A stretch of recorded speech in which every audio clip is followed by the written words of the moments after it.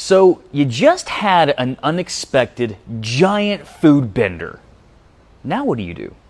So hey everyone, this is Travis Merritt with the Rowlett Transformation Center, and I'm bringing to you another tip in our Fitness Mastery series. So for those of you just chiming in, every week we do a bunch of videos of just basic fitness mastery tips to help you make sure that you get the most out of your transformations and your workouts, and especially your nutrition.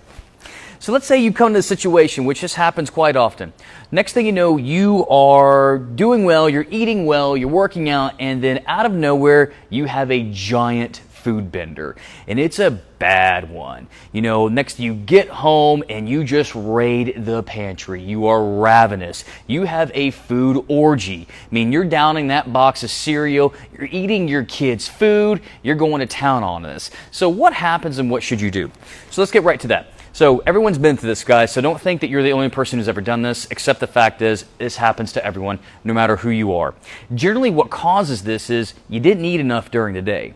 So what ended up happening is you may think that, well, I wasn't hungry during the day. No, you probably were hungry. You just were too busy to allow yourself to even think about it. And you didn't realize it until you got home that next thing you know, holy crap, I'm not just hungry, I'm ravenous. So what you start doing is you're looking for the quickest, simplest things to eat. And that, again, is caused by 9 times out of 10, you just didn't eat enough good quality food throughout the day.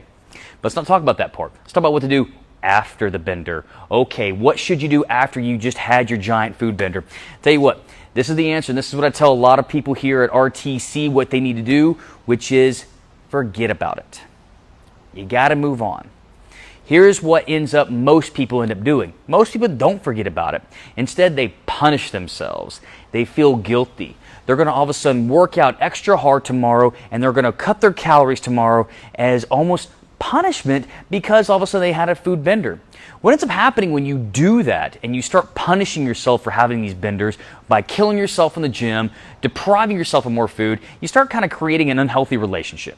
You start trying to micromanage calories and micromanage nutrients and create this unhealthy relationship, which, behold, you know, that's probably what got some people in the overweight state in the first place, is you just have an unhealthy relationship with food. So what should you do? Forget about it.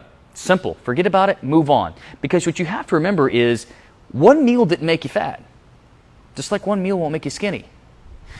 Learn about it. Learn what caused it. Most likely what caused that food bender was pretty much basically you just didn't eat enough during the day. Learn what caused it. Learn how to avoid it. Move on and get over it. Don't punish yourself for it, guys. There's no reason to do that. That's the worst thing you can do. Forget about it. Move on. I know it's not the sexy thing. I know you're wanting some super secret training way. Hey, look, guys, the thing that we're trying to create is to create better relationships with food to where pretty much you're not using food for ways to combat stress, ways to make you feel better, things of that nature. Lord knows that food has become more of a psychological need than even a physiological need. So we're trying to avoid that crap.